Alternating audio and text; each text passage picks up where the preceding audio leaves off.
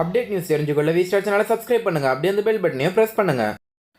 Hello viewers, இன்றைக்கி பார்த்தீங்கன்னா ஏதாவது வரலாற்று சம்மந்தமாக போடலாம் அப்படிங்கிற மாதிரி யோசித்து தான் நாங்கள் ஒரு இதை ரிசர்ச் பண்ணி உங்களுக்காக போட்டிருக்கோம். நாங்கள் பார்த்தீங்கன்னா இதை வந்து நெட்டில் இருந்து தான் கலெக்ட் பண்ணோம். நிறைய இதை வந்து விஷயத்தை கலெக்ட் பண்ணி அது உங்களுக்காக கொடுக்குறோம்.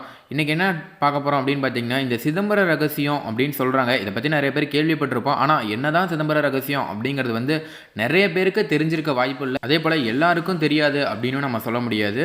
ஒரு சிலருக்கு தெரிஞ்சிருக்கவும் வாய்ப்புண்டு. அப்படிப்பட்ட சிதம்பர ரகசியத்தை பற்றி தான் இன்றைக்கி வீடியோவில் நம்ம பார்க்க போகிறோம். வாங்க வீடியோக்குள்ளே போகலாம். மேக்ஸிமம் சின்ன வயசுலேருந்தே நீங்கள் யோசிச்சு பாருங்கள், ஏதாவது நான் ஒரு ரகசியம் வச்சுருக்கேன், இந்த மாதிரி நம்ம ஃப்ரெண்ட்ஸாக இருக்கட்டும், நம்ம வீட்டில் இருக்க அம்மா அப்பாவாக இருக்கட்டும், குழந்தைங்க வந்து சொல்லும் போது தான் நம்ம வந்து சொல்லுவாங்க பெரியவங்க, அது என்ன பெரிய சிதம்பர ரகசியமாக சொல்ல பார்க்கலாம் அப்படிங்கிற மாதிரி நிறைய பேர் வந்து சொல்லுவாங்க. கண்டிப்பாக பார்த்திங்கன்னா உங்கள் வீட்லேயும் இந்த விஷயம் வந்து நடந்திருக்கும். அப்படி புகழ்பெற்ற சிதம்பர ரகசியம்னா என்ன அப்படிங்கிறத வந்து வாங்க பார்ப்போம். நம்ம இந்தியாவை பொறுத்த வரைக்கும் ஒரு கெட்ட பழக்கம் என்ன அப்படின்னு பார்த்தீங்கன்னா, ஏதாவது ஒன்று இருக்குன்னா ஆளுக்கு ஒன்று சொல்லுவாங்க, இதுதான் காரணம் அதுதான் காரணம் அப்படிங்கிற மாதிரி நிறைய பேர் சொல்லுவாங்க. அப்படி தான் பார்த்தீங்கன்னா நாங்கள் தேடின இடத்துல நிறைய இடத்துல இதுதான் காரணம் அதுதான் காரணம்னு சொல்லியிருக்காங்க. அப்படி என்னென்ன காரணம் சொல்லியிருக்காங்க அப்படின்னு பார்த்தீங்கன்னா, கோயில் வந்து புவியியல் சம்மந்தமாக கட்டியிருக்காங்க. அதாவது ஒவ்வொரு கட்டிட அமைப்பும் பார்த்திங்கன்னா புவியியல் சம்மந்தமாக இருக்குது, அதுதான் சிதம்பர ரகசியம் அப்படிங்கிற மாதிரியே சொல்கிறாங்க. இன்னொருத்தர் பார்த்திங்கன்னா அந்த கோயிலுக்குள்ளே நிறைய அதிசயங்கள்லாம் வந்து புதைந்து கிடக்குதான், அதுவும் வந்து ரகசியம் அப்படிங்கிற மாதிரியும் சொல்கிறாங்க. இன்னும் ஒரு சிலர், அதாவது இன்னும் கொஞ்சம் நல்லா தெரிஞ்சுக்கிட்டவங்க என்ன சொல்கிறாங்க, இதெல்லாம் கிடையாது, அந்த கோயிலில் ஏதோ ஒன்று சிறப்பு வாய்ந்த சக்தி இருக்குது, அதுதான் வந்து சிதம்பர ரகசியம் அப்படிங்கிற மாதிரியும் சொல்கிறாங்க. நாம் கொஞ்சம் அறிவியலாக இந்த உள்ளே கொஞ்சம் ஆராய்ச்சி பண்ணோமா நமக்கே கொஞ்சம் தெரிய வரும். அதற்கான கேள்விகளை வந்து ஃபஸ்ட்டு நம்ம வந்து புரிஞ்சிக்கணும். சிதம்பர நடராஜ கோயிலில் ரகசியம் அப்படிங்கிற பெயரில் பலவிதமான செய்திகளை பரப்பி வராங்க ஒரு சிலர். ஆனால் அந்த கோயிலில் இருக்கும் அறிவியல், பொறியியல், புவியியல், கணிதவியல், மருத்துவவியல் குறித்த ஆச்சரியங்கள் தான் அந்த ரகசியங்கள் அப்படிங்கிற மாதிரியும் அறிவியல் பூர்வமாக சொல்கிறாங்க. மேலும் நமது முன்னோர்கள் செய்த ஒவ்வொரு செயல்களுக்கும் ஏதோ ஒன்றை நமக்கு தெளிவாக கூறுவதாக தான் இருக்கும். அதாவது இன்றைக்கி வந்து ஏதாவது ஒரு விஷயம் பண்ணுறோம் அப்படிங்கிறப்ப அது கண்டிப்பாக பார்த்திங்கன்னா ஒரு விஞ்ஞான பூர்வமாக சம்மந்தமாக தான் இருக்கும் அப்படிங்கிற மாதிரி ஒரு சிலர் சொல்கிறாங்க. சரி, இத்தனை ரகசியங்கள் இருக்குது, அதை பற்றி ஒவ்வொன்றா நாங்கள் பார்ப்போம் வாங்க. இந்த கோயிலில் பார்த்திங்கன்னா பூமத்திய ரேகையின் மையம் அப்படிங்கிற மாதிரி ஒரு பகுதி இருக்குது. இந்த கோயிலில் இருக்கும் இடம் தான் அது, அதாவது பூமத்திய ரேகையின் மையம் அப்படிங்கிற மாதிரி.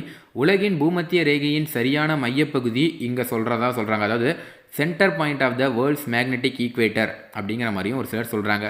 அதாவது இந்த உலகம் மொத்தமாக இருக்க பூமியும் எடுத்துக்கோங்களேன், ஃபுல் பூமியோட சென்டர் பகுதி, அதாவது மேக்னெட்டிக் ஈக்குவேட்டர் பகுதி பார்த்திங்கன்னா இந்த கோயில் பகுதியோட அந்த இடத்துல அமைஞ்சிருக்கிறதா சொல்கிறாங்க. இது வந்து ஒரு முக்கியமான ரகசியம் அப்படிங்கிற மாதிரியும் சொல்கிறாங்க.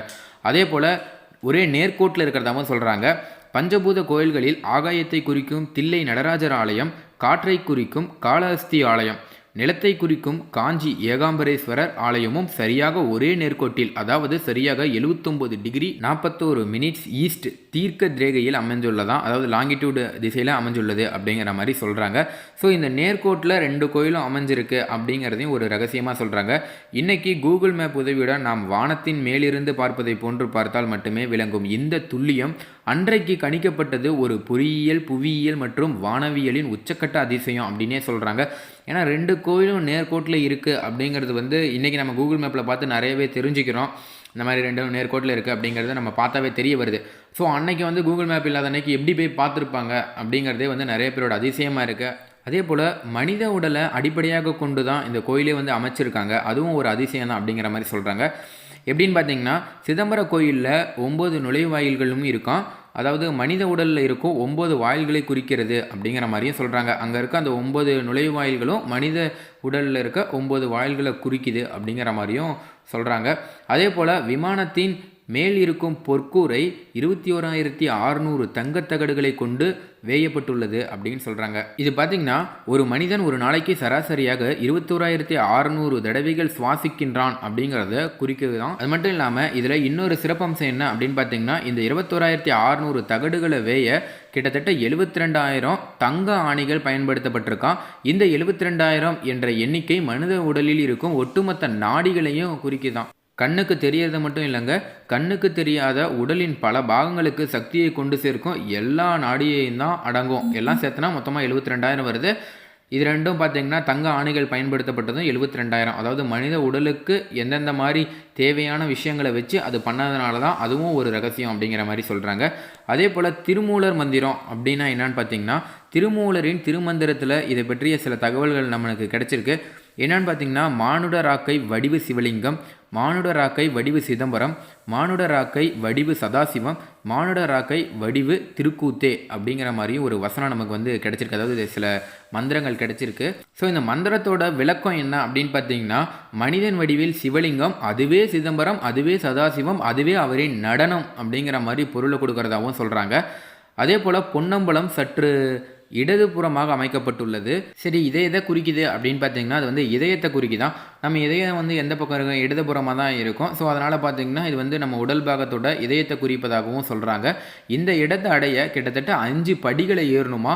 அந்த படிகளை தான் பஞ்சாட்சர படி அப்படிங்கிற மாதிரியும் நம்ம சொல்கிறோம். அதாவது சி வா ய ந ம என்ற 5 எழுத்து தான் அந்த எழுத்து. அதே போல் கனகசபை அப்படிங்கிறதும் பிற கோயில்களில் இருப்பதை போன்று நேரான வழியாக இல்லாமல் பக்கவாட்டில் வருகிறதாம். இந்த கனகசபை தாங்க 4 தூண்கள் இருக்காம். இது 4மே வேதங்களை குறிக்கிறது அப்படிங்கிற மாதிரியும் சொல்கிறாங்க. அதே போல் பொன்னம்பலத்தில் 28 தூண்கள் இருக்காம். இவை 28ம் ஆகமங்களையும் சிவனை வழிபடும் 28 வழிகளையும் குறிக்கின்றதாம். இந்த 28 தூண்களும் 64 + 64 மேற்பலகைகளை கொண்டுள்ளது. அதாவது பீம் மொத்தம் 64 + 64 பீம்களை கொண்டுள்ளதாம். இது 64 ஆயர்கலைகளை குறிக்கின்றது அப்படிங்கிற மாதிரி சொல்கிறாங்க. இதில் குறுக்கில் செல்லும் பல பலகைகள் மனித உடலில் ஓடும் பல இரத்த நாணங்களை குறிக்கிறது அப்படிங்கிற மாதிரியும் சொல்கிறாங்க. அதே போல் பொற்கூரையின் மேல் இருக்கும் 9 கலசங்கள் 9 வகையான சக்தியை குறிக்கின்றதாம். அதே போல் அர்த்த மண்டபத்தில் உள்ள 6 தூண்கள் 6 சாஸ்திரங்களையும், அர்த்த மண்டபத்தின் பக்கத்தில் உள்ள மண்டபத்தில் உள்ள 18 தூண்கள் 18 புராணங்களையும் குறிக்கின்றது அப்படிங்கிற மாதிரியும் சொல்கிறாங்க. அதே போல் சிதம்பர நடராஜர் ஆடிக்கொண்டிருக்கும் ஆனந்த தாண்டவ நிலையினை வெளிநாட்டு அறிஞர்கள் காஸ்மிக் டான்ஸ் அப்படிங்கிற மாதிரியும் சொல்கிறாங்க. அதே போல் கோயிலில் சிவகங்கை, பரமானந்த கூபம், வியாக்கிரபாத தீர்த்தம், ஆனந்த தீர்த்தம், நாகச்சேரி, பரமதீர்த்தம், சிவப்பிரியை, புலிமேடு, குய்யா தீர்த்தம், திருப்பார்கடல் ஆகிய தீர்த்தங்கள் அமைந்துள்ளது அப்படிங்கிற மாதிரியும் சொல்கிறாங்க. இந்த கோயிலில் 4 ராஜகோபுரங்கள் இருக்குது. இது 7 நிலைகளை கொண்டவையாகும் அப்படிங்கிற மாதிரியும் சொல்கிறாங்க. கோபுரத்தின் அடிப்பகுதி மட்டும் 90 அடி நீளமும் 60 அடி அகலமும் கொண்டதாகவும் 135 அடி உயரம் உடையதாகவும் அமைந்துள்ளது. இக்கோபுரத்தின் வாசல் 40 அடி உயரம் உடையதாகவும், இக்கோவிலின் கிழக்கு கோபுரத்தில் 108 சிவதாண்டவங்களுக்கான சிற்பங்கள் காணப்படுகிறது அப்படிங்கிற மாதிரியும் சொல்கிறாங்க. இதெல்லாம் சேர்ந்தது தான் பார்த்திங்கன்னா சிதம்பர ரகசியம் அப்படிங்கிற மாதிரியும் சொல்கிறாங்க. இந்த தகவலோட இப்போ பார்த்திங்கன்னா தற்போது ஒரு 24ஆம் தேதி கிட்டத்தட்ட 40 ஆண்டுகளுக்கு பின்னர் மீட்கப்பட்ட நடராஜர் சிலை கண்டுபிடிச்சதா தகவல் வெளியாகிருக்கு. அதை பற்றியும் நம்ம கொஞ்சம் பார்த்தா நமக்கு இன்னும் கொஞ்சம் புரிய மாதிரி தெரியும். வெளிநாட்டிலிருந்து மீட்கப்பட்ட 30 கோடி ரூபாய் மதிப்பிலான ஐம்பொன் நடராஜர் சிலை நீதிமன்ற அனுமதியுடன் அரியலூர் கொண்டு வரப்பட்டு ஆருத்ர தரிசனம் மற்றும் வீதி உலா நேற்று நடைபெற்றிருக்கு. ஸ்ரீபுரந்தான் கிராமத்தில் சோழர் ஆட்சி காலத்தில் கட்டப்பட்ட பிரகதீஸ்வரர் கோயிலில் இருந்த 8 சாமி சிலைகள் கடந்த 2003ஆம் ஆண்டு காணாமல் போனது. நீண்ட முயற்சிக்கு பிறகு 2017ஆம் ஆண்டு அந்த சிலைகள் எல்லாம் ஆஸ்திரேலியா அருங்காட்சியகத்தில் இருந்து சிலை கடத்தல் தடுப்பு பிரிவு போலீசார் மீட்டு இந்தியாவிற்கு கொண்டு வந்தனர். மீட்கப்பட்ட நடராஜர் சிலை கும்பகோணத்தில் உள்ள உலோக சிலைகள் பாதுகாப்பு மையத்தில் வைக்கப்பட்டிருந்தது. இந்த நிலையில் கும்பகோணம் நீதிமன்ற அனுமதியுடன் நடராஜர் சிலை ஸ்ரீபுராந்தன் பிரகதீஸ்வரர் ஆலயத்துக்கு பலத்த போலீஸ் பாதுகாப்புடன் வெள்ளிக்கிழமை கொண்டு வரப்பட்டிருக்கு. இதனையடுத்து கிராம மக்கள் சார்பில் நடராஜருக்கு அலங்காரம் செய்யப்பட்டு சிறப்பு அபிஷேகம் மற்றும் தீபாராதனை நடைபெற்றிருக்கு. அதே போல் 40 ஆண்டுகளுக்கு பின்னால் நடராஜர் வாகனத்தில் எழுந்தருளி வீதி உலா வந்து பக்தர்களுக்கு அருளளித்தார் அப்படிங்கிற மாதிரியும் தகவல் வெளியாயிருக்கு. ஸோ இப்போ பார்த்தீங்கன்னா உங்களுக்கு சிதம்பர ரகசியம் அப்படின்னா என்ன அப்படிங்கிறது ஓரளவுக்கு கிளியராக இருக்கும்.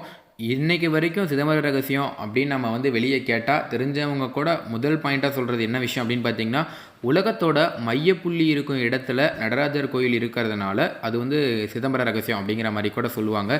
ஏன்னா அந்த காலத்தில் எந்த ஒரு துல்லியமான தொழில்நுட்பமும் இல்லாத காலத்தில் இப்படி கரெக்டாக உலகத்தோட மையப்பகுதியில் வந்து கோயில் அமைச்சாங்க, அதுவே வந்து ஒரு பெரிய ரகசியம்தான் அப்படிங்கிற மாதிரியும் சொல்கிறாங்க.